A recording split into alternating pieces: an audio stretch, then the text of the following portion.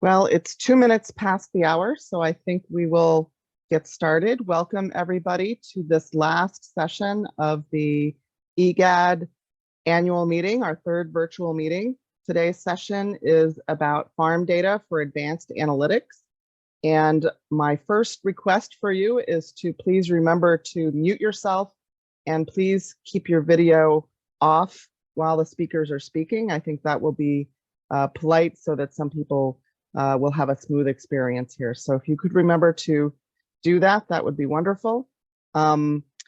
If you want to speak, you're welcome to raise your hand using the raise hand feature. We will have time after each talk to entertain some questions and answers. So if you would like to use the chat to indicate a question, you're welcome to do that during the talk. But I guess I would like to ask to hold questions to the end of each talk. All right. In the chat, please, because this is an international audience, if you would include your name, your affiliation, and the country that you're from, that will help us get oriented, and then you can include your question. So this is the overall program of our annual meeting. We had 6 sessions and this is the last one. The earlier session recordings will be made available in the future if you weren't able to join them. But we had a very long list of very exciting talks from around the world, and I invite you to view those recordings later if you weren't able to attend. Our speakers today come from all over the world. We have Michael Ikehi from Nigeria, Ronald Munatse from Zimbabwe, Calvert from Nebraska, and Laurent Tits from Belgium. And if you are able to go to the agenda on the RDA IGAD website, you can see all of the abstracts for these talks. You'll need to scroll down to where it says Farm Data for Advanced Analytics. All right. Looks like we are still getting new participants, so I might wait a moment. And while I'm doing that, I'll put up our first speaker's biography and ask Michael to get ready to share his screen.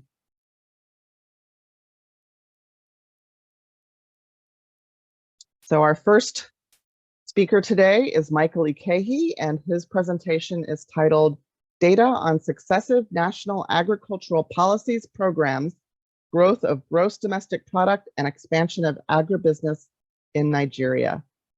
So welcome, Michael. And if the rest of our speakers can go off camera while Michael's speaking. And Michael, please do share your screen.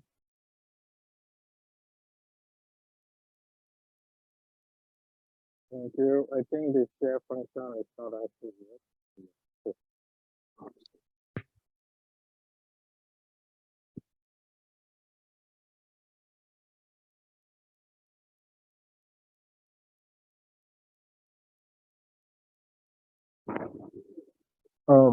Thank you very much. My name is Michael. The title as submitted in the abstract was modified slightly due to some requests made. And the reason is the other manuscript will be too much to be squeezed into a 20-minute presentation. I will have to cut off some information. So after deliberations, I had to bring it down to a specific area, which is now data availability about agricultural policies in Nigeria. Specifically, this presentation focuses on the plight of agricultural extension service in Nigeria. My name is Michael Ikehi. I'm from the Department of Agricultural Education, University of Nigeria, and Enugu State, Nigeria. Policies, as we know, designed to improve contributions of agriculture, especially the agricultural policies, national development, and farmers' welfare. These policies, when they are designed, they are targeted to improve national economy, shape the agricultural landscape, and provide. Excuse me, Michael. We're Yes. sometimes having trouble hearing you. Could you maybe move your mic closer to your mouth? That would be good. Okay, I hope it's better now. Yes, that is better.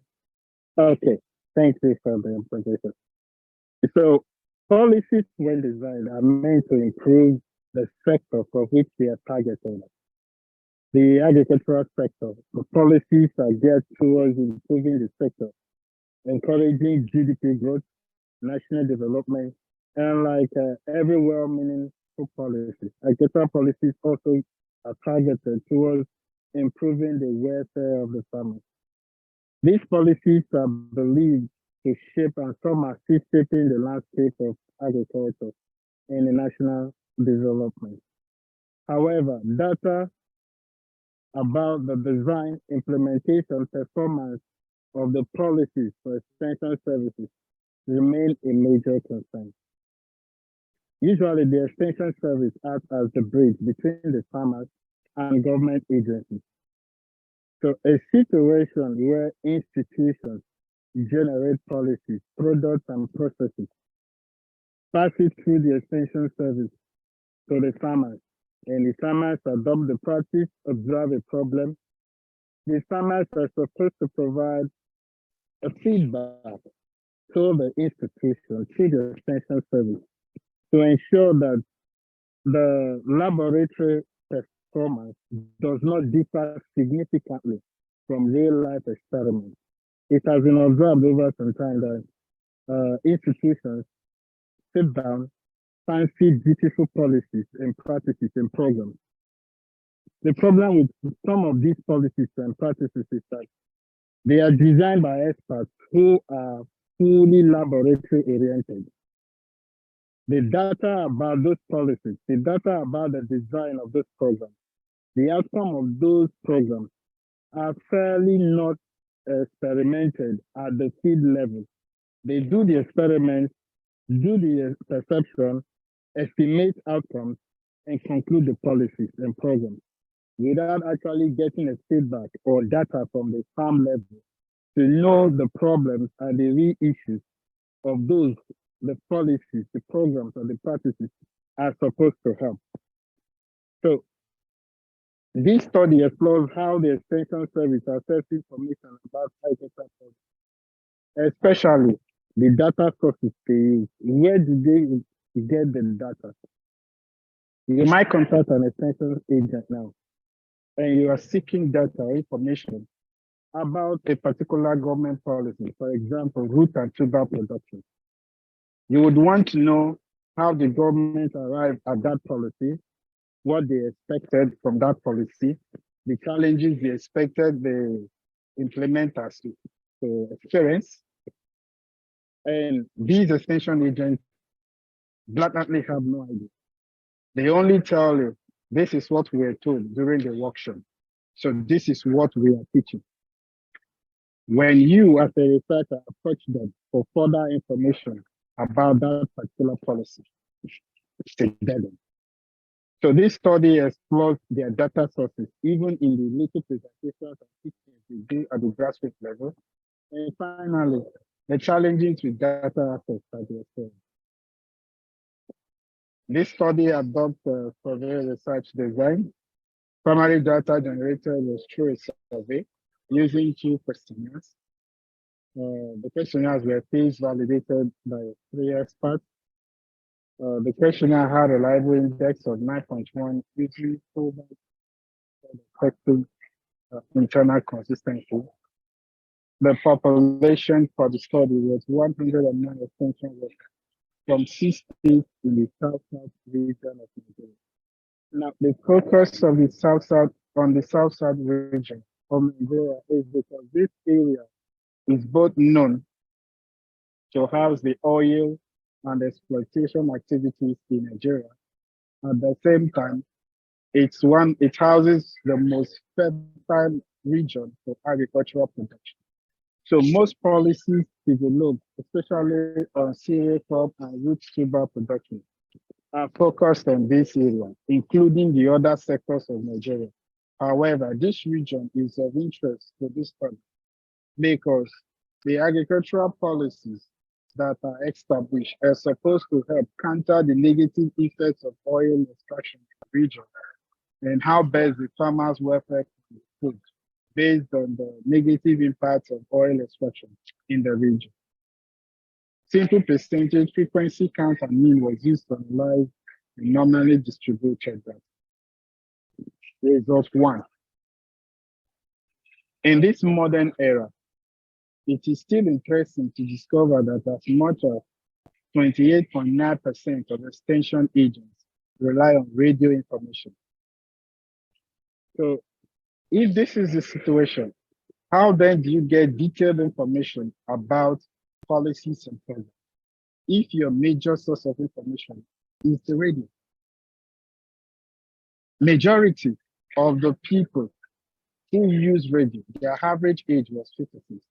What we did was to check the responses and their age. We discovered that those who are a little older, I'm referring to the extension age, still rely on radio to get their information.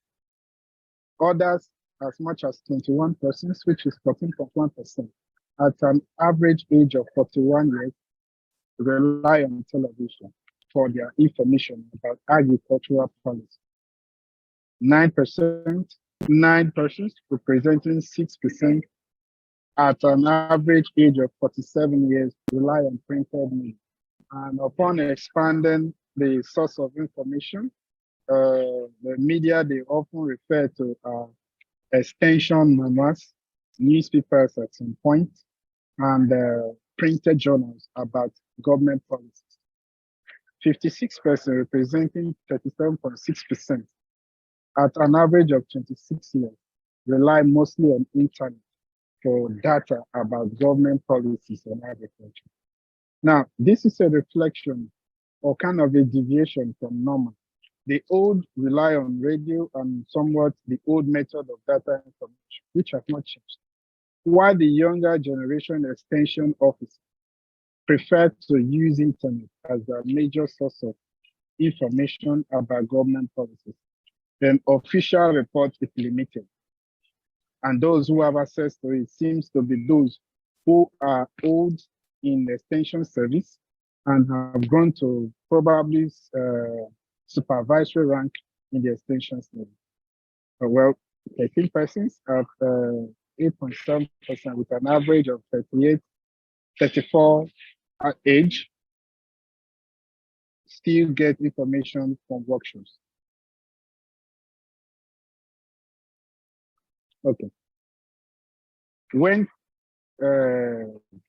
correlated the information about the challenges we face, poor orientation about policy data is one of the problems they reported. Non-digitalization of policy reports. I believe majority of this complaint will come from the young generation who rely majorly on digital information, digitalization of the information or reports about policies and government actions, then poor inclusion of extension service in design policies. Well, if data is to be reliable about grassroots farming, or if change is going to be made by the policies which the government agencies implement, it is highly important that those who interface with these people are able to either send concrete data to them or get a feedback across to them. So non-inclusion of extension service in government policy, which is likely is a result of experts assuming to know everything at the upper level. Therefore, creating a kind of barrier between the lower extension agents and the managerial level. Also, one of the problems reported is poor dissemination of policy reports. An extension unit is created for every regional level, sub-regional level, and the local level. It will be disappointing to discover that these policies are actually available only at the regional level. So the federal government might have a beautiful policy, package it in a journal, and send a copy to the regional level, expecting the regional level to proceed and produce a copy. However, these copies are often brought out during workshops. And at workshops, we can imagine a good number of extension agents relying on one copy of national policy during orientation and training. Then limited data repository facility. At this stage, it will be important to note that the absence of digital repository facilities for agricultural information is a problem. And as reported, in fact, it is the highest, checking by the mean value. It has a mean value of 3.42 and at 0.34 standard deviation. It means the respondents converged more on this response than they did in other problems they face. Then poor interaction with data through feedback. So, like I said earlier, the absence of interaction between upper managerial level and lower field agents remains a problem. Transmission or evaluation of data in policy formulation. So, in conclusion, ability, please pardon the grammatical errors, because ability to generate is important to extension agents in research institutions, especially when data can be sourced for the agency in charge of the policy. This prevents assumption and approximation of data sets. One major problem with the inability of reliable data in policies is that it gives opportunity for secondary institutions to assume and approximate data. You might be surprised to get value from World Bank, IGAD, and other international organizations, quoting values they believe to be the situation on ground. However, these international organizations didn't or did carry out research at a particular time. Their data might vary with the national agency. So it becomes a problem where you are researching about a particular information, a particular policy, and you are finding 3 to 4 different sources quoting different data sets about the same policy. So it's quite disappointing to discover that even the national agency that is supposed to post these data, make it available, has not lived up to its expectations. So giving room for assumptions, approximation of values, estimations that in real sense are not true. And if you use those estimations to make postulations and projections into the future about the possibility or the efficacy or effectiveness of those policies and the outcomes of those policies, you continue to get a negative value or a wrong value, wrong assumption. And if you continue to multiply the impact of those wrong assumptions, you end up getting a wrong and completely result about a particular situation. In this case, about the outcome, performance, or efficiency of these policies. Like I always say in most of my presentations about lack of data, a generated yet unaccessible data is a dormant one. So agencies and institutions need to understand the need and the importance to make sure that data generated about any policy should be made available even to the grassroots level. This will definitely checkmate duplication of data or approximation of data that are not true reflections of situations on the ground. So in my conclusion and recommendation, since the new generation is interested in data being available in digital form, it will be of importance to extension agents and every other government institution, as well as researchers, and even the farmers themselves, should these policies, the data from these policies, and the modifications from these policies be digitized and made available to extension agents, to digital institutions and facilities where they can be assessed for onward analysis and interpretation, and for other uses, for researchers and whoever is interested in those policies. Inclusion of extension agents in agricultural policy design is very vital. it will be terrible for policies that are supposed to change the area you handle as an extension agent to be formulated, designed, and implemented without you being consulted.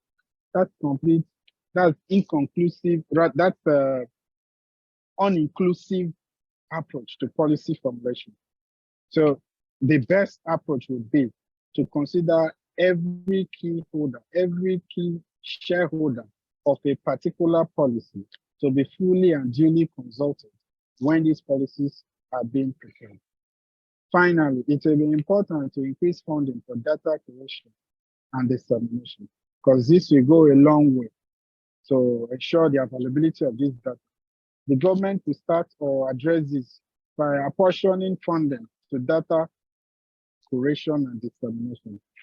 It's important these data are generated, but it is also important that these data are made available, not only at the higher levels where policies are made, but also at the lower level where it is affecting those, the data, the policy, and the strategies are being designed. So thank you very much for participating. If there are questions, I think I can take them. Thank you very much. Thank you very much, Michael. We probably have time for perhaps 1 or 2 questions. So I have a question and I'm happy to see if anybody else would like to ask a question first. Okay. I'm not seeing any hands or anything in the chat. So let me ask my question. What can you tell me about the age distribution of the current extension force? Is it very, very old, or is it becoming much younger? Because I saw from your results that the pattern of information seeking is different. And if there are a lot of young agents, then we definitely would want to see support for those new forms of distribution of information. Okay. Up until 2015, the extension agents were actually old.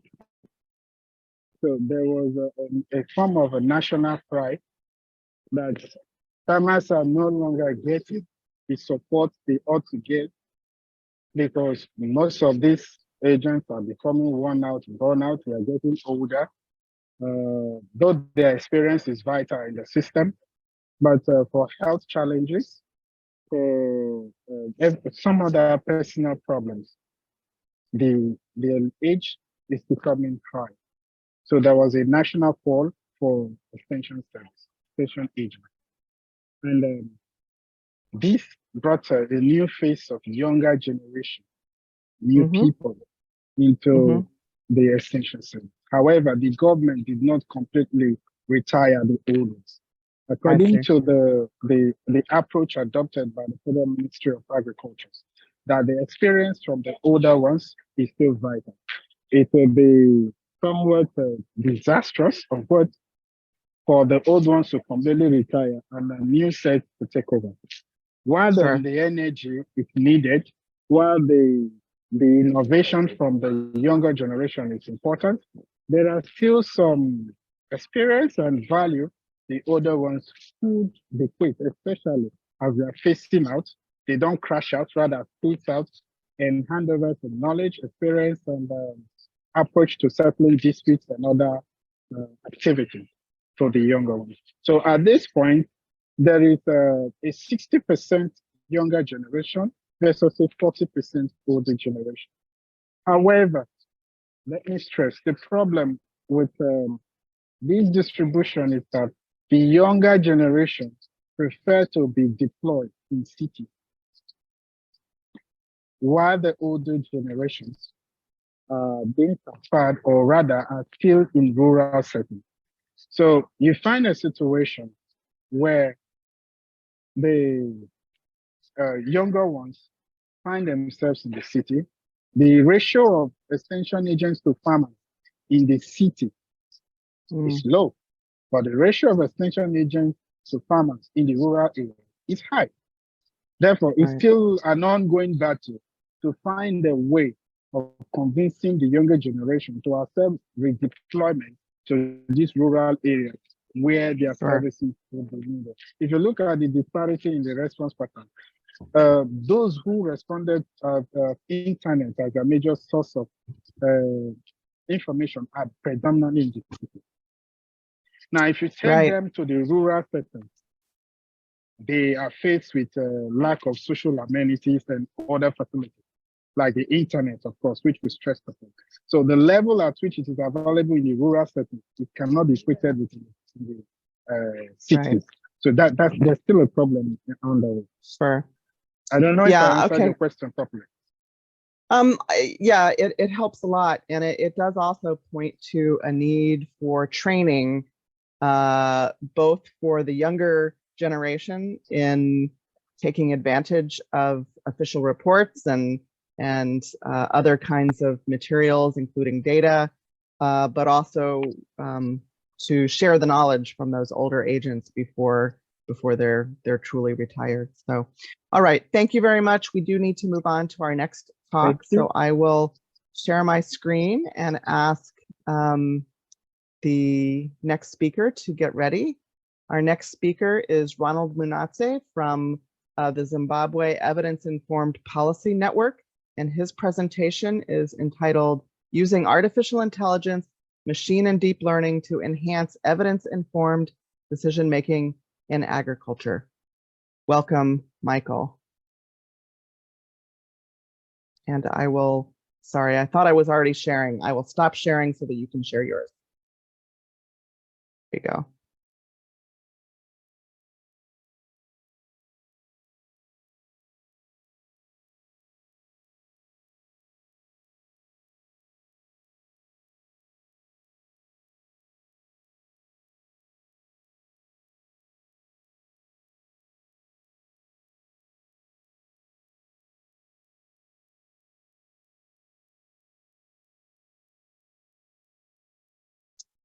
Great, we can see your PowerPoint.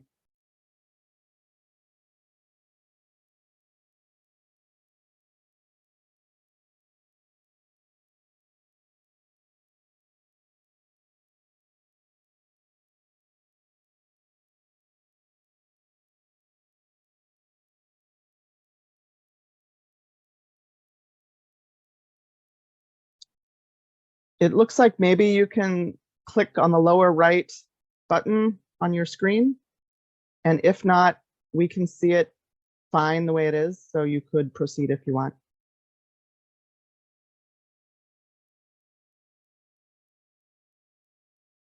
I cannot hear you, Ronald.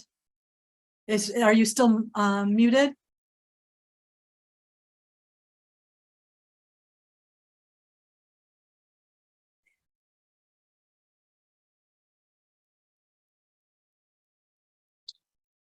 Ronald, I think you can go ahead with your presentation. We can see it. It's fine. But you'll need to take mute off.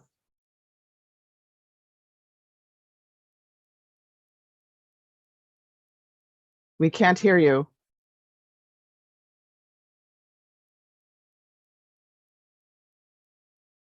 There we go. Can you hear me now? Yes.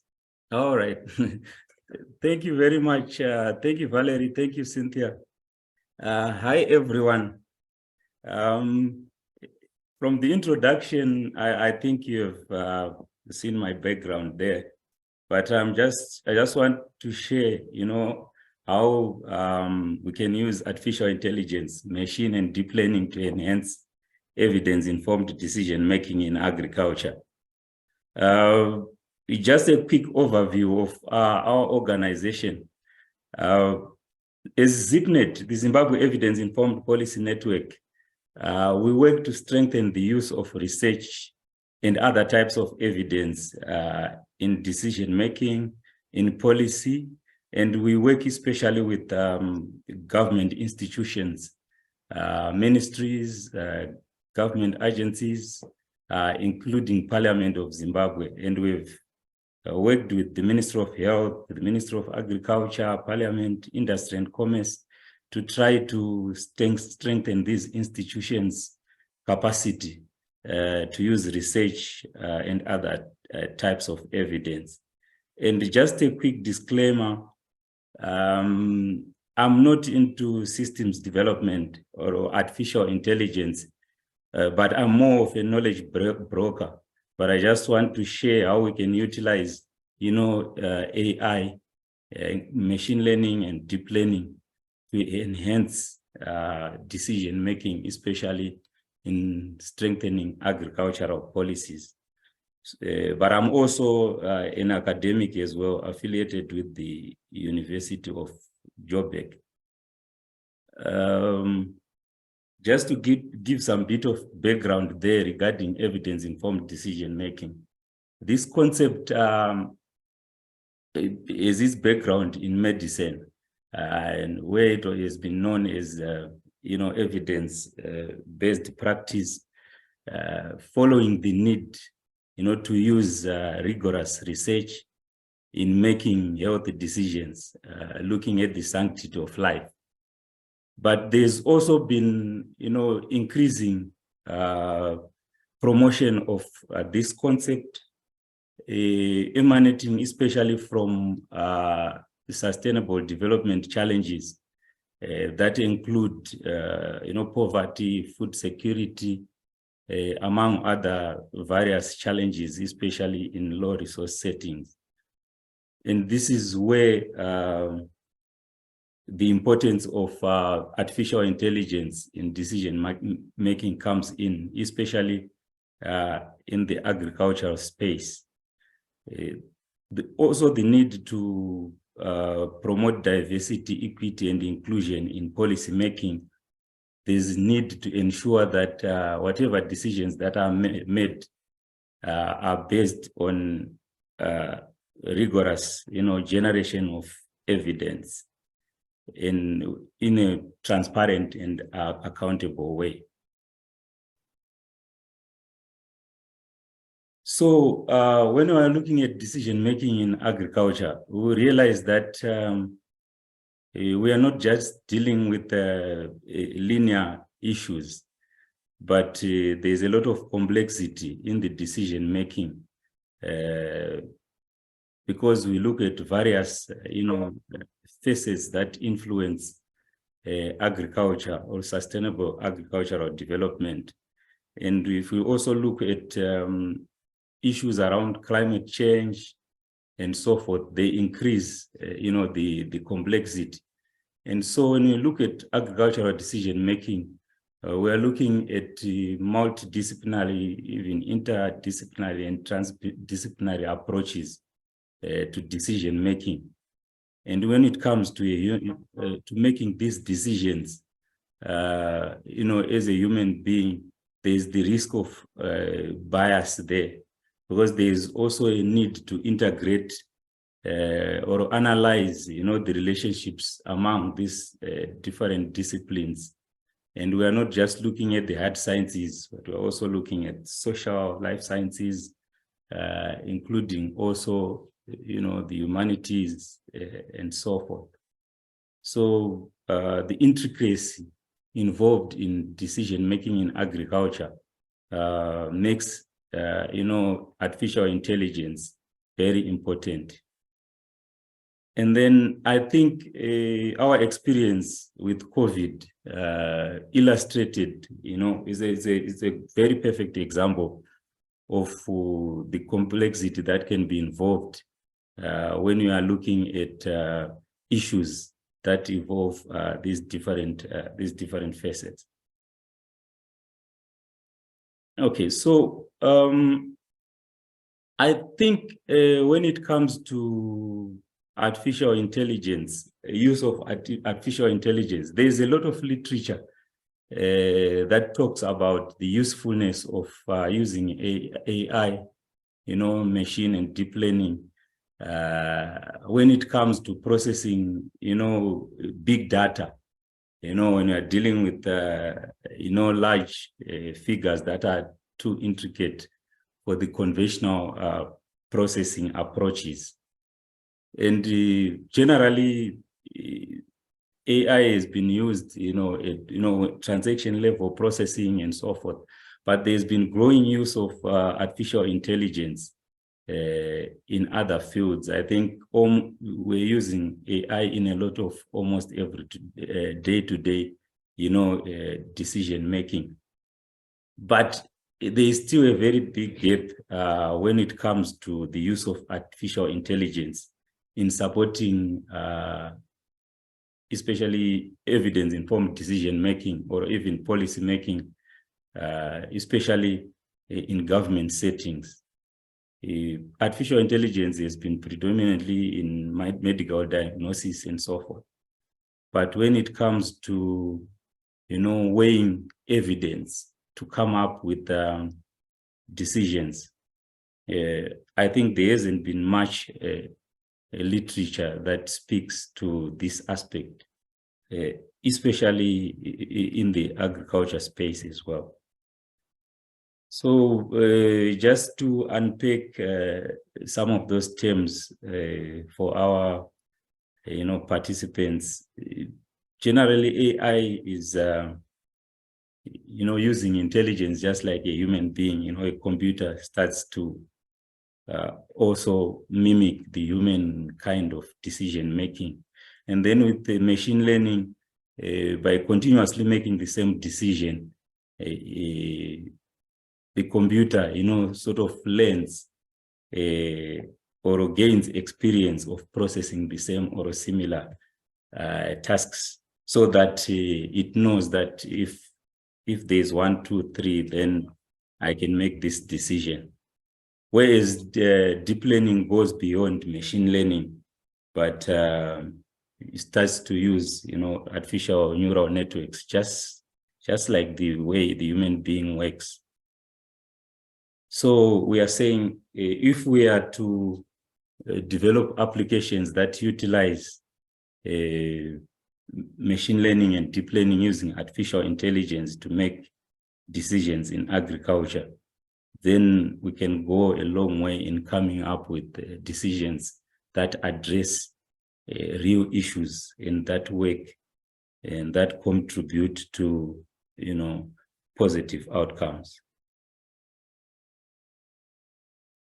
Okay, so as I have indicated, originally ICTs were mostly effective at transaction processing level, data, but less useful when it comes to complex decision making. But if you look at growing trends now in ICTs, they've now been algorithms and structures that mimic human decision making, and I think there's been growth. There is increasingly use of chat GTP and associated chatbots to try to make decisions, and this way is now possible to not just make decisions, but analyze trends, develop data consistency, even forecast, future outcomes, and anticipate user needs, especially when it comes to, agricultural policy making. And this way, decision makers can even make, future predictions in terms of their policy outcomes, thereby, not being reactive, but anticipate, future needs for agricultural development. So I actually have a good example of where we can use machine learning and deep learning using artificial intelligence to come up with policy decisions. There is an application that has been developed by Cornell University, where they are using, artificial intelligence to analyze project reports in agriculture, detect significant types of interventions associated with certain policy decisions and the anticipated outcomes. So the system looks at the generated evidence supported by ML and DL technologies and try to forecast how some of these agricultural projects are performing, how efficient they are, and probably where corrections can be rectified. So it actually utilizes predictive analysis and can assess and present the evidence and also focus on future outcomes. So by doing this, decision-making becomes revolutionized and there are transformational insights to improve decision-making in agriculture. And this is just an example of an application that is used, especially in gathering different types of evidence and making decisions and forecast the future. But another area where I also feel that AI, can be useful is in systematic reviews, use of AI in generating systematic reviews in agricultural research. When we are talking of systematic reviews, we are talking of gathering and summarizing the best available evidence. I think the last presenter has indicated, some of the challenges that are there in accessing data and other types of evidence to inform agricultural policy. But a lot has been done, especially in low-resourced countries, in open access, in making research available, through various initiatives. I know in Africa, we've got access to a lot of databases that has got very good evidence. But now the challenge is to try to synthesize all this available evidence rigorously and systematically to be able to inform policy decisions. So this is where artificial intelligence can also come in trying to ensure that there is synthesized data that is useful for decision makers, that is produced rigorously, and that also minimizes the risk of bias in coming up with those policy options. So we can use AI, to minimize the risk of bias and also to reproduce the evidence, for future use, and also replicate as well. And there's also transparency, of course, that is associated with AI as opposed to human beings. But having said this, they've also been, challenges that are associated with AI. When we're talking of machine learning and deep learning, these are disruptive technologies. So in all disruptive technologies, it's always a challenge to get to embrace some of these technologies as they threaten the existing, evidence gathering, communication, synthesizing value chains. Some roles and functions can become redundant. And like all computer-based systems, people are always concerned about security, confidentiality, and so on. But what I feel is the major challenge that is associated with the use of AI in evidence-informed decision-making in agriculture is around, data standards, the algorithms to use, how they've been developed, how inclusive they are, whether they are diverse and can accommodate, different different people, different countries, different contexts.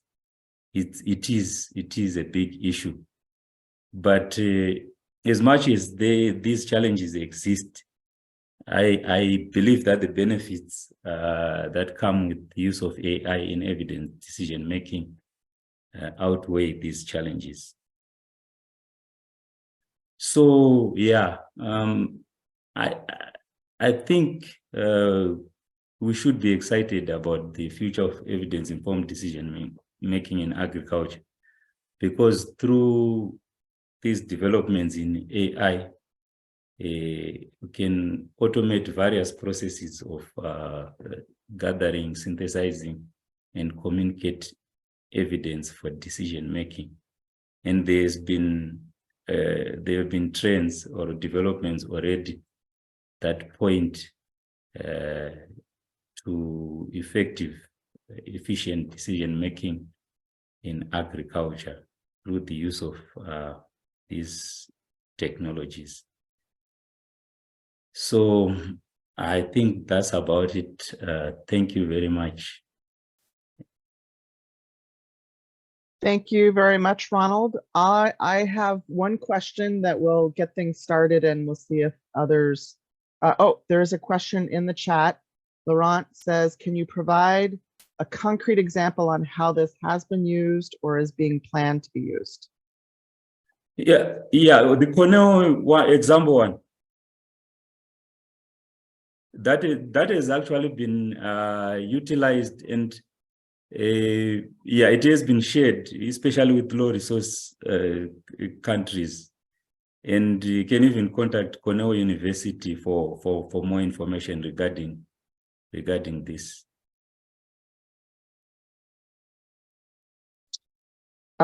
So my question is, you talk about developing AI algorithms for systematic reviews, and I'm curious what you think the current barriers might be to doing that and what we would need to do to better enable it.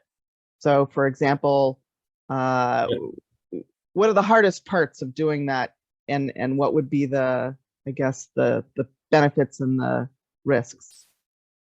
Yeah, so I think it's all about inclusivity in developing some of these algorithms, because there are issues around language, issues around even accent.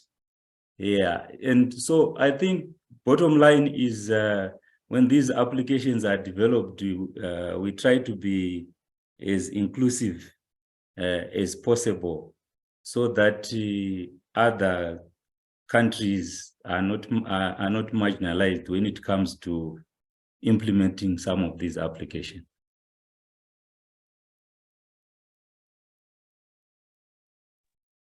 Okay, well, thank you, Ronald. We need to move on. I found the reference that you gave to Coombs 2020, and I put it in the chat if you want to take a look to make sure that that's the right reference. And maybe there's some examples there to answer Laurent's question, and maybe some of the other ideas here.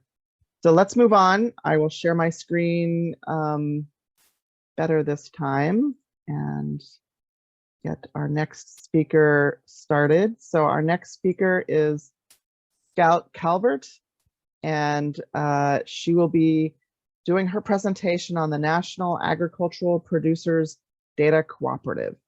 Are you ready to share your screen, Scout? Yes, I am, but I can't until you stop sharing yours. Okay, there you go. All right, let's see if this still works once I have the slides up. Are you seeing my slides? Yeah. Everyone's okay, great. All right, thank you. I'm Scout Calvert. I'm research data librarian at University of Nebraska-Lincoln. It's really great to be here today. Research Data Alliance is absolutely one of my favorite conferences for people working with research data.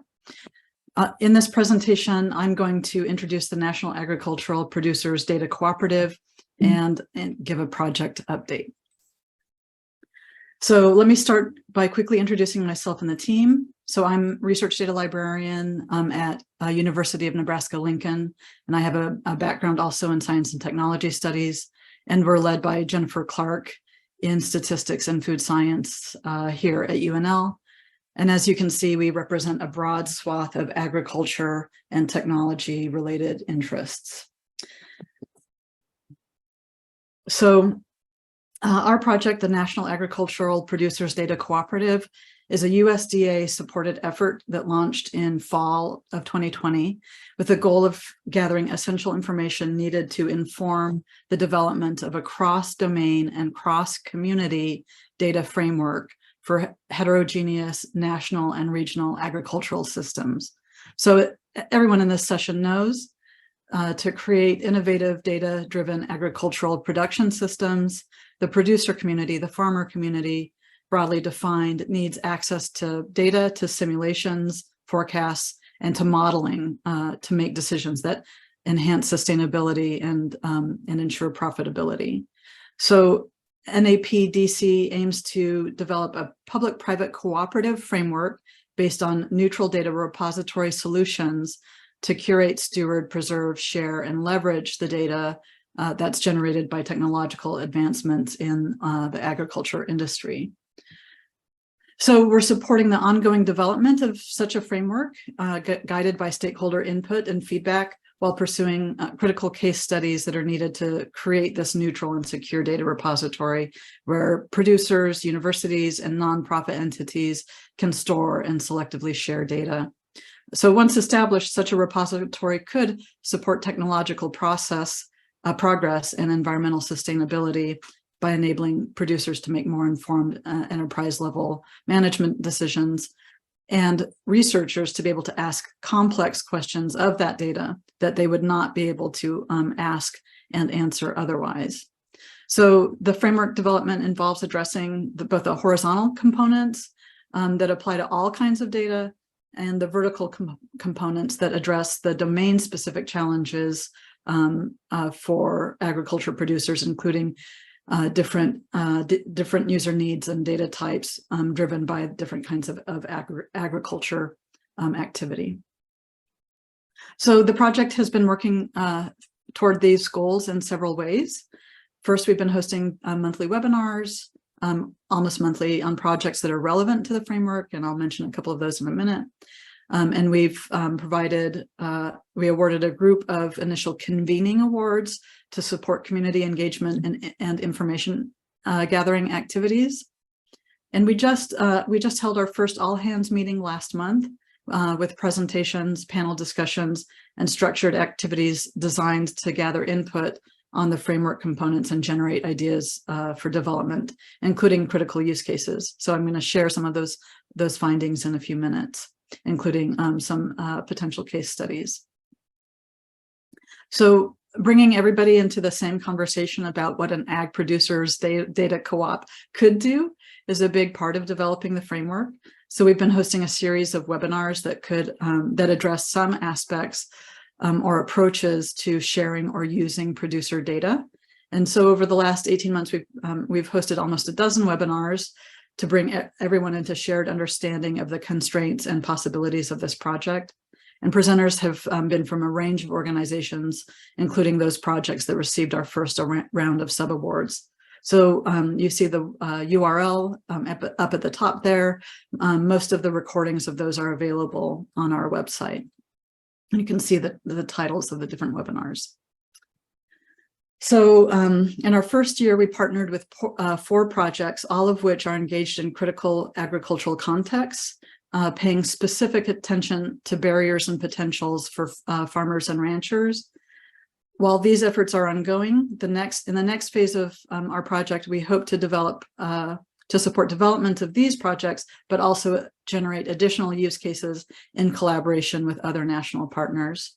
So this first one, data collection, sharing, and use at the farm level, leverages the Ag Data Coalition's existing data repository to focus on how data are generated, who has control of the data, and how, when, or if it's shared. Ben Craker is lead on this project, and I believe he presented in another session if you want to learn more about the Ag Data Coalition. The next one is coalescing robust data access for U.S. Specialty crop producers. And this is a partnership between folks at UNL and Clemson University and a market maker program, which is pretty cool.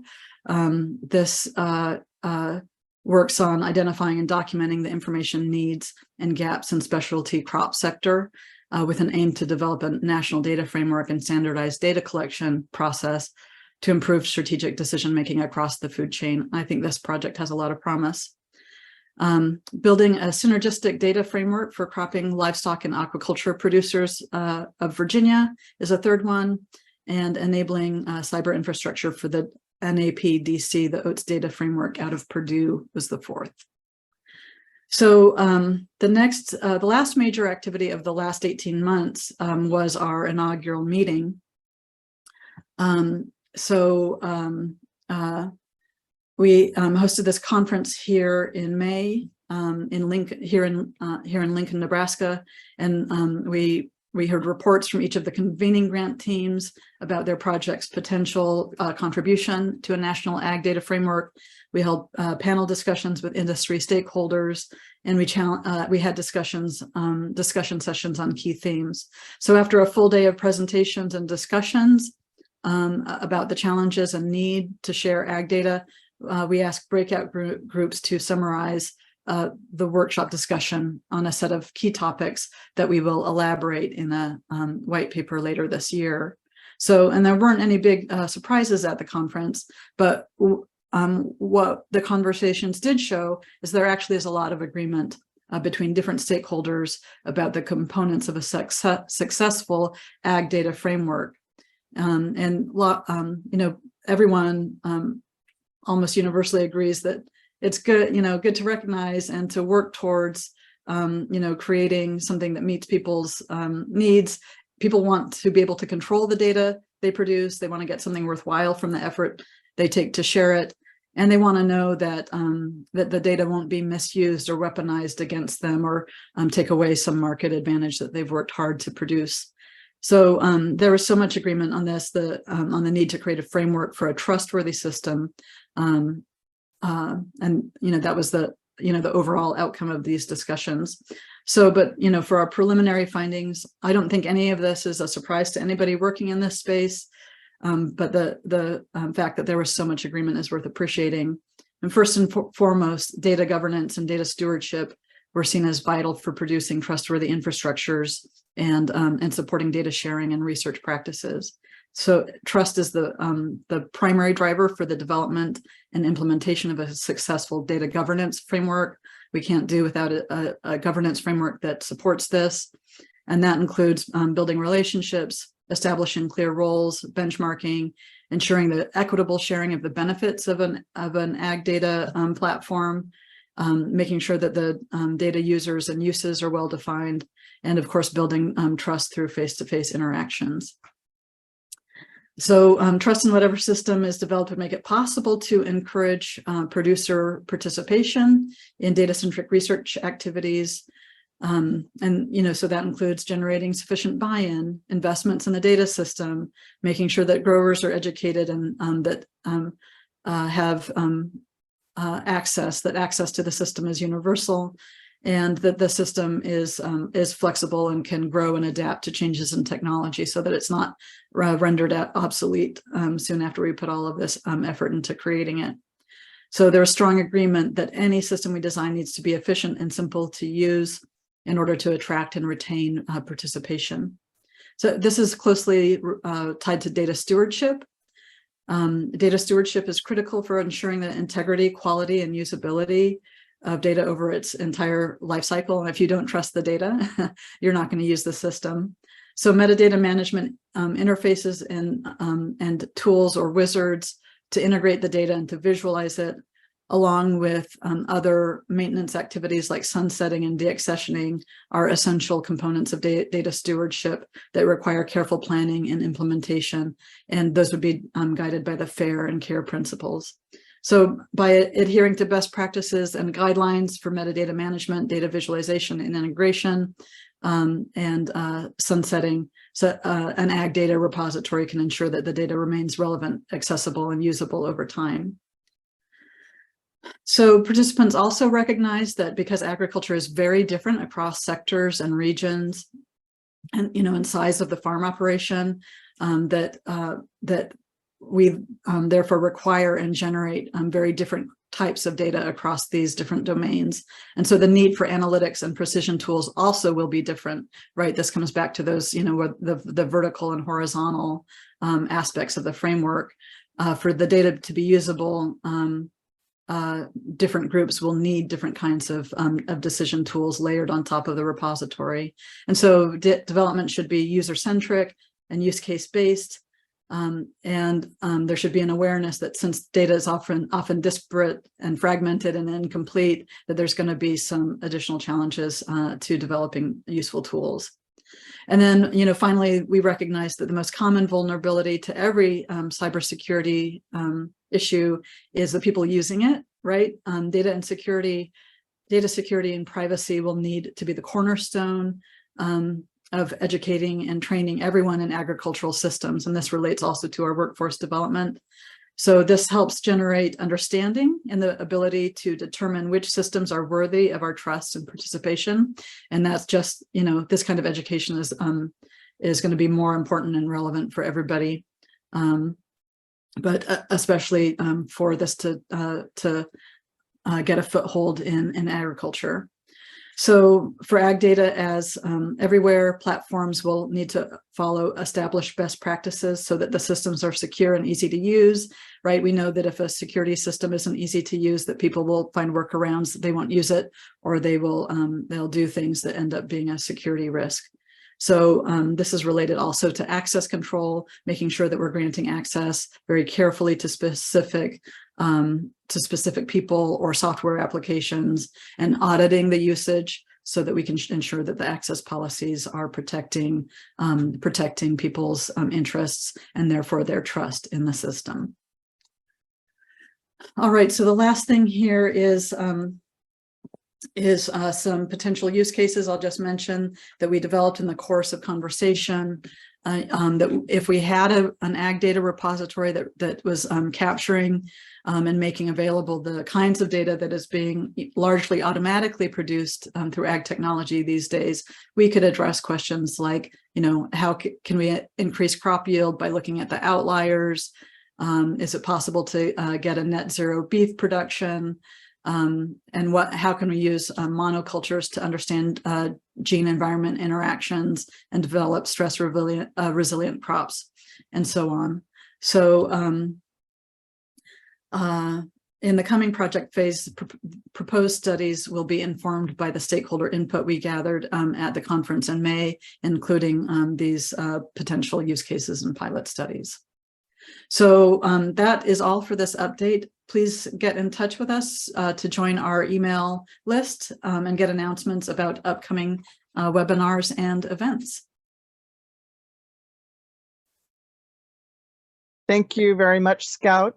We have a few questions in the chat already. And so the first question from Laurent is, are discussions mainly with farmers or also with service and tech providers that generate a lot of the data? It's both. Our convening awards have gone to researchers working in ag tech at these 4 institutions, but part of having these webinars is that we can promote those to farmers and ag producers wherever they are, and they can join in those discussions. So in the United States, we have the concept of a land grant university, which is a university that has a specific mission to the people of the state and the region. And so in Nebraska, a lot of farmers are very invested in the research that we do at University of Nebraska-Lincoln. And we have extension services that also continue these connections. So these conversations are promoted to everybody. I will say that largely the people who have been participating have been from extension, from these agriculture research organizations, and and from large producer groups or industry organizations, and less from, say, the farmer who lives, in the next county over who grows corn. So, I hope that that's something that we can address over time. But right now, yeah, it's primarily bigger players in the scene. Okay, and I'm going to actually, there's a couple of other questions in the chat, but just to make sure everybody has a chance, I'll ask Ronald to ask his question. He has his hand raised. Hi, Ronald. Yes, thank you, Cynthia. Yeah, it's quite interesting what the outline of that framework. As I indicated, is ZipNet. We work to interface, research and policy. And through some of the work that we've been doing, issues around repositories, metadata management, integration and visualization, including the associated analytics, also came, they were manifested in some of the needs assessment and some of, the interventions. I'm just wondering if you have any, capacity development around those areas that you have, started implementing to ensure that some of the evidence informs the policy. Sorry, Ronald, I missed a word in your question. Can you ask it one more time, please? No, I was saying, have you started implementing any capacity development programs, around these issues that I've cited to ensure that evidence feeds into policy? So those 4 convening groups that I mentioned in the first half, one of them is actually sorry, let me just find my notes here. And if it's okay, I will share this back again. We gave a convening award to support the Ag Data Coalition. And they actually have a data repository where they're piloting some of these things. So we're trying to learn from what they're doing and build that into our knowledge and understanding for future. I got to be honest, I think that we're kind of a ways from having it together to actually build a large scale repository that does all the things that we want. But being able to look forward and think about and know in advance what the challenges that we're facing are going to be, so that when we do finally get this together, we don't make the mistakes that we've seen in other places. I'll also say that I come from a data curation background in research data management. A lot of the conversations that we're having right now are raising issues that in other domains people already know exist, right? And so we're a little bit behind in this space. I would say data curation and information infrastructures in other domains are relatively well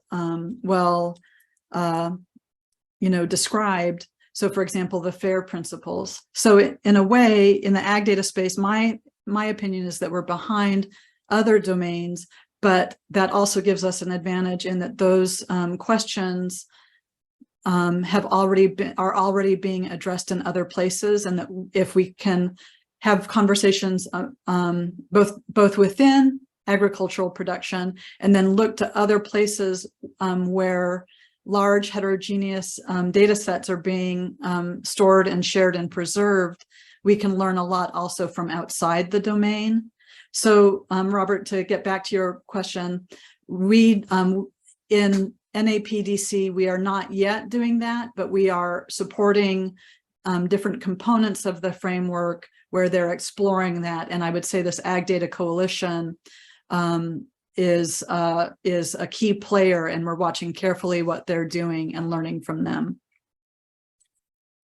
Thanks for the answer, Scout. I actually think that's a good segue because Ronald, I think, was also asking about connection to policy, Yeah. and I assume public policy, which you didn't really mention. The last question, I think, would be a good way to think about this. Laurent is asking about the framework, whether it's coming from private initiatives or is there a call to have it publicly regulated or organized? And I think that might be a hint as to how policy might be involved here. Yeah, so this is good. This is very, I'll sort of speak both as a member of this project and someone who's been supporting researchers dealing with other federal policy that requires them to share data. And so this might not be the official story, but it's my story, which is that it's a little bit different for farmers who feel very private and proprietary about their activities. They do not want government involvement. They worry that if they participate in something like this and the data governance framework is not well developed and trustworthy, that they could be exposed either to regulation, regulatory, backlash, retaliation, or they worry that they'll lose an advantage, a market advantage if they participate. So I think that's a line we're skirting about, that it has to be a public-private initiative, because if it's private, and we're already seeing this with a lot of ag data, that there's not a lot of interoperability, that there's sort of walls around how different companies gather the data and make it harder to get their data out.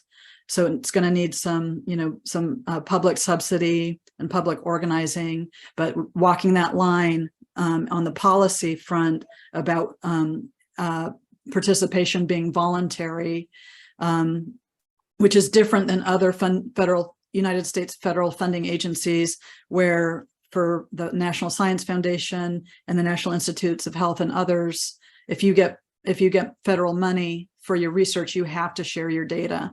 And this is a little bit different. So it's a tightrope. We've got to be very careful about the policy, or we will lose trust of the producers. And if they don't participate, then we won't, we'll lose this opportunity to have this data.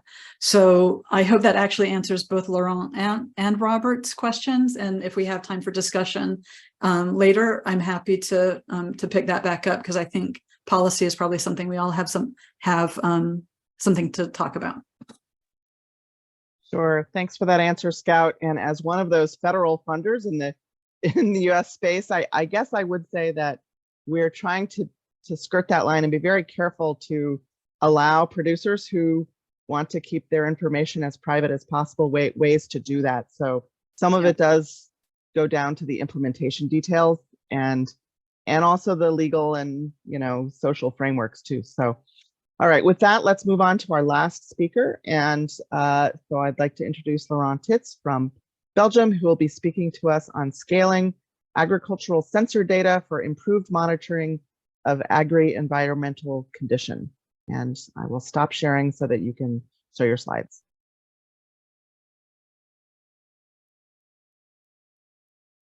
Thank you for the introduction. Normally you should see my screen. Yes, it looks good. Okay, thanks. So, yep, I think the previous presentation was a very nice introduction for my presentation as well. So the whole context, I think, is a bit the same. And I think while she was talking about more agricultural data in general and very broadly, I would like to zoom in a bit on one very specific type of data, which is coming from sensors in the field. So maybe a bit background on who we are. So I'm working for Vito Remote Sensing, which is a research institute in Belgium. We mainly work on technological innovations for sustainable development. And I work in the remote sensing department, and I'm leading there the agricultural applications team. So we are working on remote sensing technology in agriculture, and it goes really broad. So we're quite a big team, and we do the whole range from using very high resolution millimeter resolution drone data to really look at individual leaves and plants in the whole breeding process, all the way to global monitoring systems for the UN on drought monitoring and food security, so everything in between. So it's quite broad.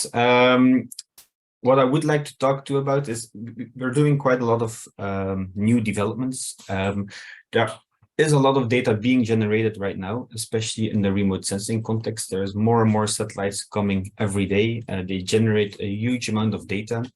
And on the other hand, you also have the evolutions in the cloud infrastructure, computing infrastructure. So the amount of calculations you can do is increasing tremendously as well.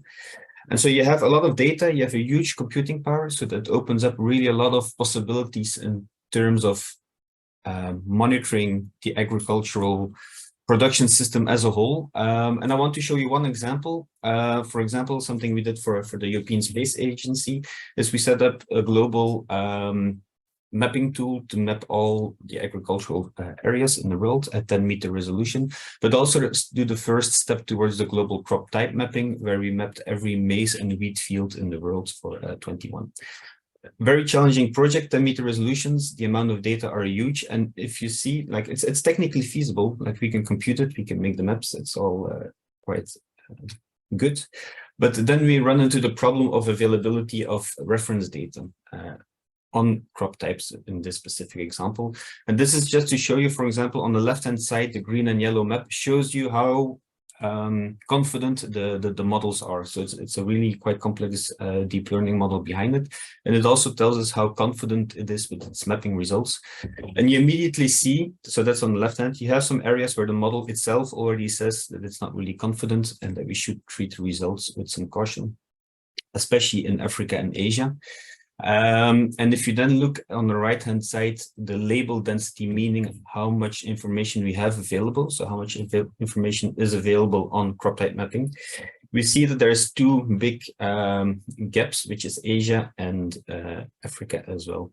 So you see that there's a lot of possibility, there's a lot of possible, we can do a lot of things as long as we have good reference data and training data on the ground, which is really a big bottleneck for the moment. And there are a lot of initiatives going on to try to centralize a lot of these data. And so the previous presentation was a really nice one in that context, but also more in the European context as well. For example, you have now the partnership of agricultural data coming up, but there's a lot of legislation also coming on having to share your data as well, making it open. And there's also more global initiatives, like in the geo context, you have GeoGLAM, which is a global agricultural monitoring component of GEO, and they're really working on trying to get as much data open as possible. We are ourselves involved in a few initiatives as well, but that's all really, what should I say, sparse and still very local, depending on projects that we have or activities that we have. And so what I want to talk to you about today is really, my previous examples were mainly at the global level, but if we then go back to the farmer, there is about the farmer sharing his data on production and which inputs he's using, which varieties. But more and more are the farmers, especially in the European context, using a lot of sensors in their fields. And these sensors are generating a lot of useful data. So this is just an example of an orchard in Belgium. Like you have sensors in the field that are fixed and they can send information at an hourly rate, daily rate, depending on what they measure. You have platforms going through your orchard, like either autonomous or still driven by a farmer, that are generating a lot of data. You have drones, satellites. I mean, there's really a lot of things that are measuring or collecting, generating data in the field. And that's really a huge source of information for us to improve our monitoring tools that are really needed in agriculture. What we did already in the past, like we have a platform for the Belgian farmers where we provide a lot of data and services to them. And here we already made the connection for the farmer, or we provided them the option to make their data open for themselves. So really just like a centralized platform. And just an example of the different data connections they can make. So it's about soil samples that they take. It's about drone images they can collect. It's about machine data. And then there's Just Connect that really is a connecting tool with a lot of databases as well. So the farmer can already, for his field, centralize all this data like soil scans and so on, put it in one place and connects all this data, but it's still for himself. It's still making all this data, centralize it for himself so he can get new insights. But what we would like to do now is to enable the farmer or the technology providers or the service providers to make their data accessible at a wider scale. So not only for the farmer himself, but to other players as well. And that's where Scale Ag Data comes in. So Scale Ag Data, what we try to do is it's a project that started in January.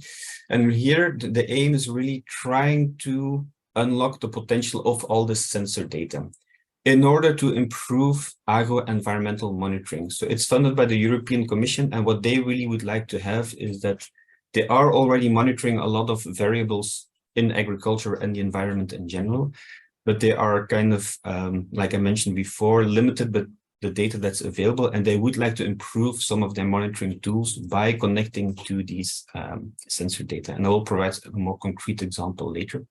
So it's really about how can we make all this data available, and once it's a bit available, how can we scale it from the farmer ecosystem to really large-scale monitoring tools. So it's on one hand a data sharing component, and the second component is what can you do with this data if it would be available. So like I mentioned, it's a European project. It's funded by Horizon Europe, 4-year project and 26 partners. So it's quite large, quite challenging as well, but a lot of fun. We just started and we are now running our first experiments.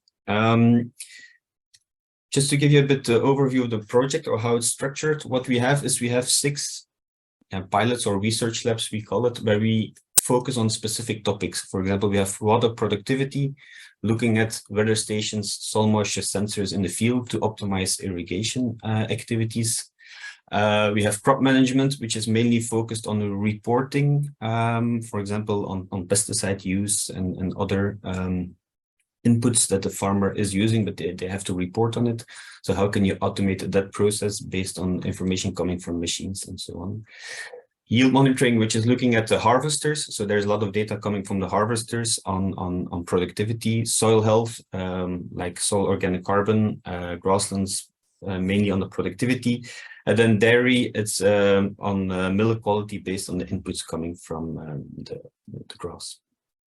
So that's 6 domains that we're working on, really covering a bit different environmental dimensions as well. So soil, air, water, and then the living organisms.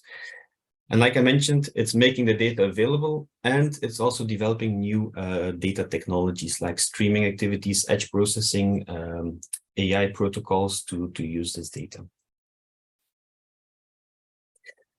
Very abstract maybe, so let's make it more concrete. And that's what we also at Vito are responsible of in the project. So we are coordinating, but we're also responsible of this task.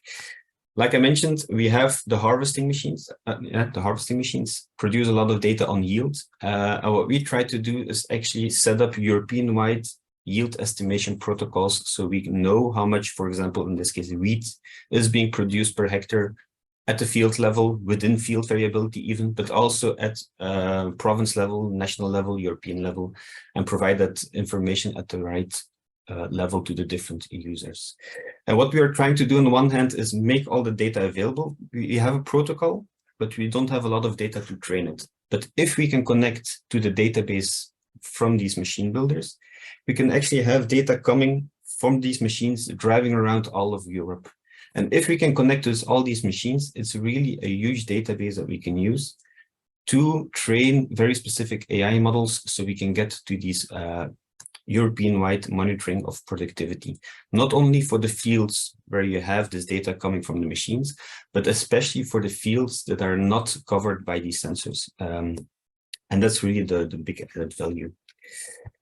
If we can combine then all this data coming from the sensors, the machines in this case, with then the monitoring tools that are already in place, like the satellites, like drones and other ones, combine it with, like you see here, just how is my field behaving in time? What's the weather like, soil type, all these different things. If you can combine these two different data streams, that's when you really get to see the magic of it, where you have a lot of potential in monitoring tools.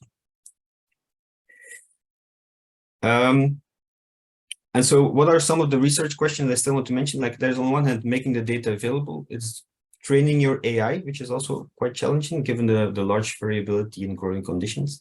But also, for example, we are looking at questions like, how do we need to handle the continuous stream of data? Because we will have a model trained that can estimate yields, but there will be every year new data coming in. And so it's also more research questions like how to handle your AI itself. Do you retrain it every year? Can you just adjust parts of the model based on new data coming in? So you go more towards the continuous learning approaches. So it's also like how to link these new data streams with the new innovations in AI.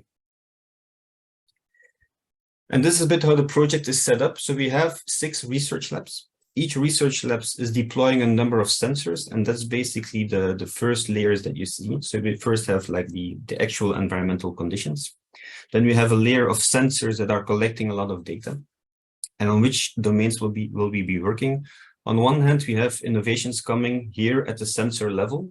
So what new things can the farmer himself do with these data? Because, for example, let's take the harvesters again.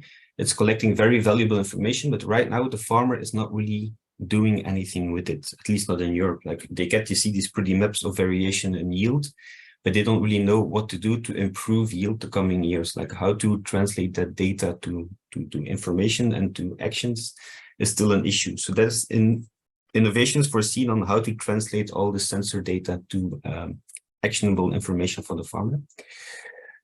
But also, for example, we have certain sensors that are deployed over different labs, over different regions. For example, soil moisture sensor is typically something that is used in different labs, but there are different brands. They are generating not exactly the same output. They have different data formats.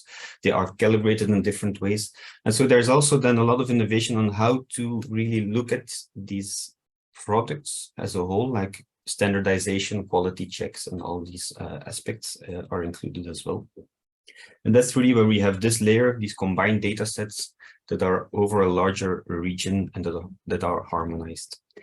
Then we do the innovations in terms of going from data to really these monitoring protocols. And that's when we have, for example, yield estimations of wheat at the European level. That's where we have this box. That's a concrete example. And then again, we will see 2 different tracks. On the one hand, if we can generate these products, how is it useful for the farmer? So we loop back to the farmer and see if it is useful for them. Can they do something with better yield estimates for all their fields and even going back in time? Can they do something with improved soil moisture products, ET estimations, and so on? So that's the feedback loop back to the farmer. But of course, there's also a loop going like, how are these products useful more at the policy level and other users outside at the farm level? For example, the CAP, which is the European regulation on common agricultural policies. So they try to regulate some of the agricultural practices. So that's a feedback loop on what's working, what's not working at the CAP level. But also the insurance companies have a high interest on using these data products, seeing the impact of certain events and their regional variability. The financial sector as well, and policymakers in general. So it's really more broad users of these data types. So that's a bit what I want to say. So maybe on the timing, we are now in the first half year finished, and we hope, well, it will be 3.5 more years. It's quite an agile development approach that we are using. So we are open to feedback loops. We can provide data to other users. They can evaluate the usefulness, and we can adapt our developments based on that feedback. So always welcome to get in touch if you're interested in what we're doing. Thank you. Thank you very much. And I think I will kick off some questions, and maybe because we actually have a good bit of time now left, if people want to stay and continue talking with all of the speakers who are still with us, I think we could open it up for general questions. But my first question is, I think it's very clear in this session that our first two speakers, both of them from Africa, are very interested in the use of data to inform policy, to help farmers make decisions, to support extension workers.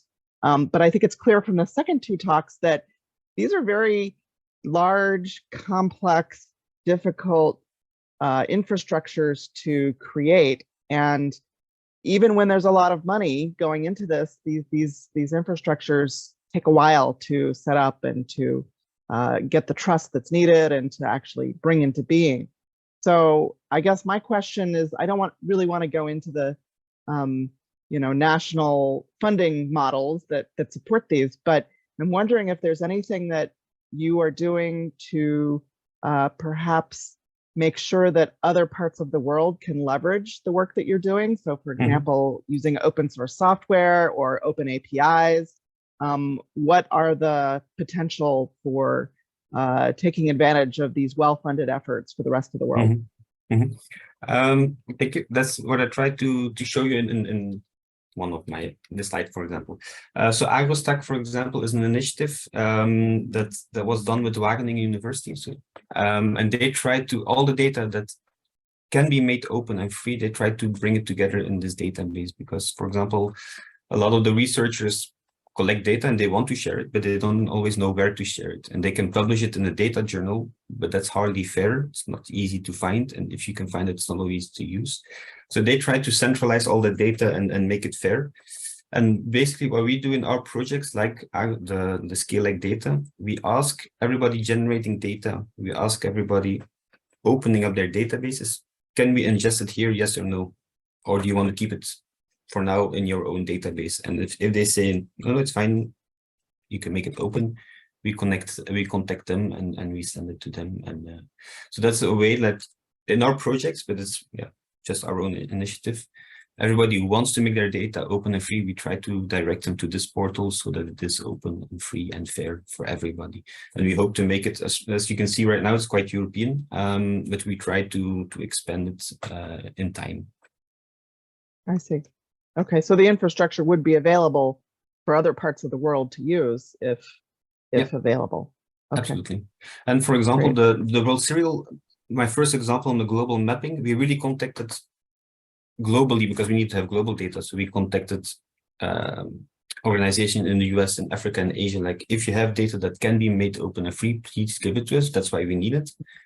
And sometimes we got a lot of data and sometimes they said, yeah, you can use it only for this project and then we don't publish it. Or they said, yeah, here it is and you can make it open and free. And then it went in this portal as well. And that's more like a global initiative, but it's a difficult discussion. Okay, so Scout, I saw, did you come on screen? Did you have a response to that question as well? You're on mute. No, I apologize. I thought we were going to something about how you asked the question implied we were going to general discussion. So I just turned on my camera.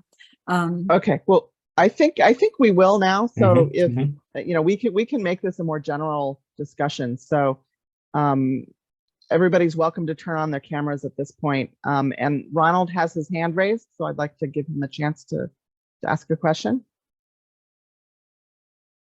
Yeah, so my question is very much similar to yours, Cynthia, because when Laurent was presenting, I saw that this is a very huge comprehensive project, but I was also noticing that there are various elements in it.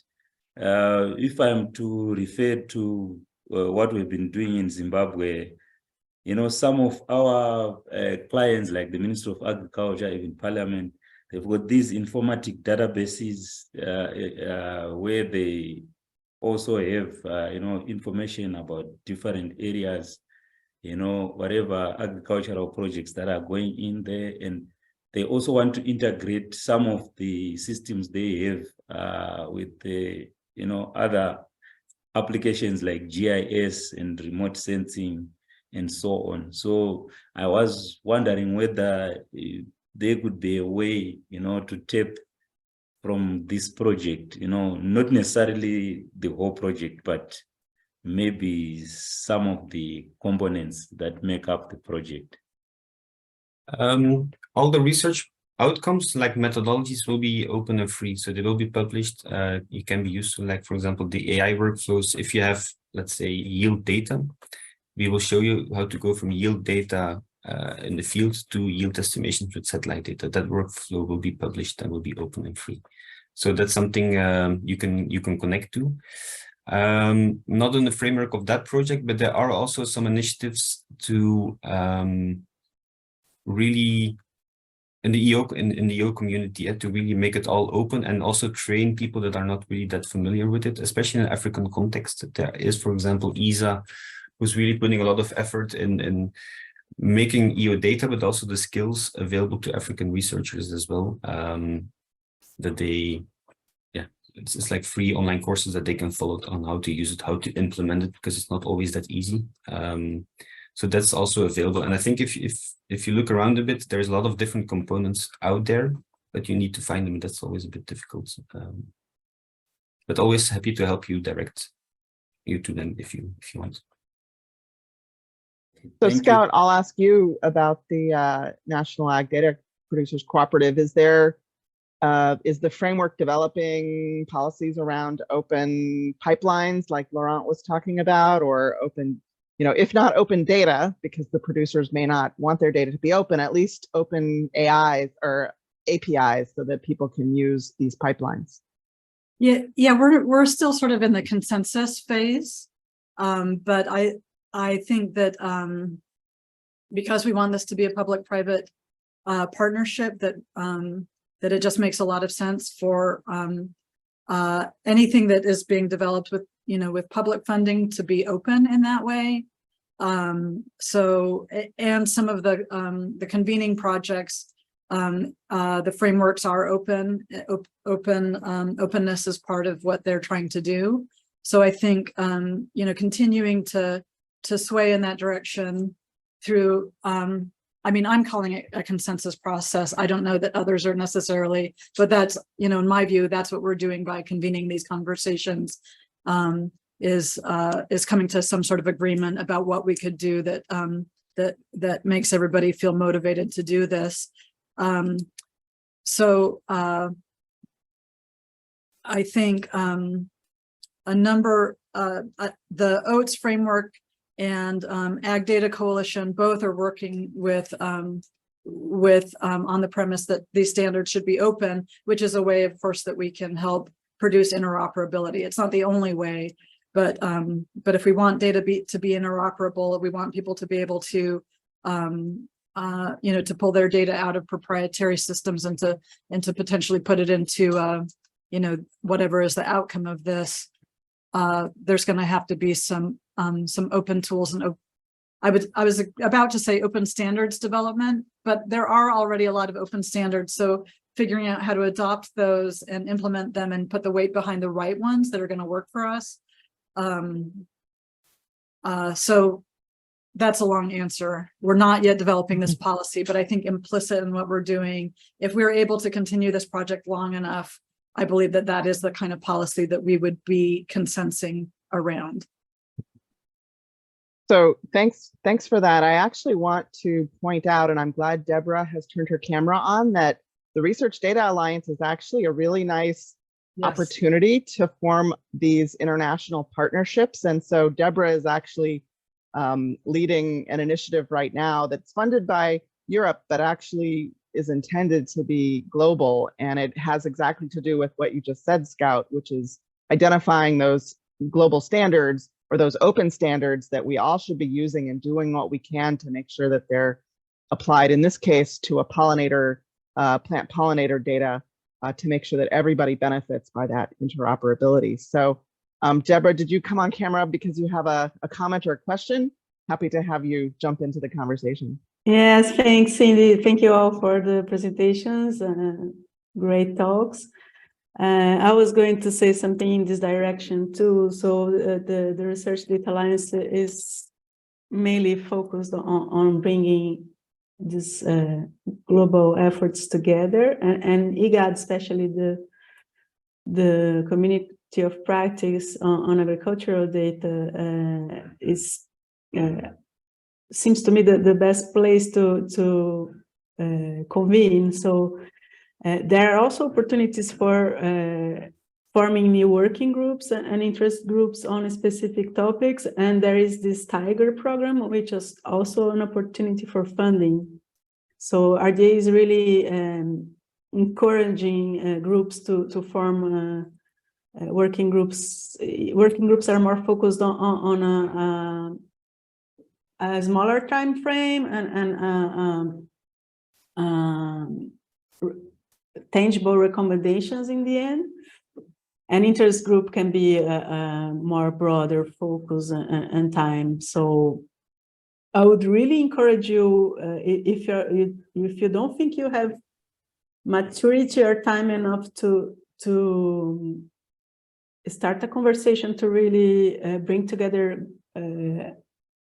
people interested on forming a group, I would really encourage you to simply post things in the group, so in the mailing list. So I'm not sure you've ever done that, but it's really simple. If you are a member of the IGAD community of practice, you can post anything, and all. We have more than 500 people in IGAD mailing list right now. So 500 specialists in agricultural data or interested on that, and everybody will receive. So sometimes we see ourselves always posting things there, but it's nice to have more people coming and show, even if it's just to show what you are doing. So of course, here we are already doing this in this session, but it's possible to make it more public than already done. So although we already circulated the agenda and our abstracts and everything, if somebody else come and start a conversation there, it will call more attention. So I see Cindy is showing how to enter the group. How to get more involved. Yeah, so you reminded me, Deborah, that one of the things that we've learned with this international community is that we have far more people watching webinars later. So even though attendance today here live was not very large, we do see that because the recordings are posted, we're reaching lots and lots of people. It's always hard when you have so many time zones to schedule things when people can watch them. So the recordings from this session and the other sessions will all be posted, and as Deborah said, this is an opportunity to reach a pretty large audience. And I have the link down at the bottom here for how to join the group if you're not already part of it. And I also want to point out that we just yesterday had a workshop that RDA led for us, along with some of the other RDA groups that work on environmental data. And so there'll be a report out from that workshop that you may be interested in. All of these opportunities are ways to get to know people around the world who are doing work similar to yours. So think about partnerships and potential opportunities, as Deborah said, to start perhaps new working groups, to join interest groups. So the last thing I'll point out here is that I had hoped as part of this annual meeting to have a session where we brought in the leaders of some of the other RDA groups that we thought would be of interest to our agricultural colleagues. And we didn't get it time to organize it now, but everybody has now responded. This list of different interest groups and working groups are actually hoping to join us for a meeting possibly later this summer. And so I will be organizing that and we'll be promoting it. And this is a chance for those of you, I know some of you are already involved in RDA, but for those who aren't, this is an idea where we can provide good use cases from agriculture to these other groups so that they can help work out some of the details of recommendations in general, but specifically to help us and also to help them, because it's always useful to work with real use cases.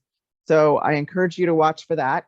And with that, I think our annual meeting is now at a close. This is our last session.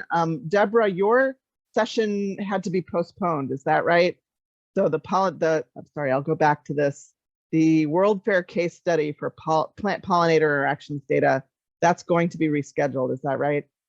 Yes, correct. I really apologize about that, but this is going to be presented by myself and our colleague at Maas Botanic Garden in Belgium, and he had an unforeseen issue and could not be there, and we are also finishing the deliverable that is the main point of this webinar. So we will have more mature results to show in early August. So the deliverable will be published in late July, and then it will make more sense to have the webinar once we have all the results clear. And Okay. so we had this little,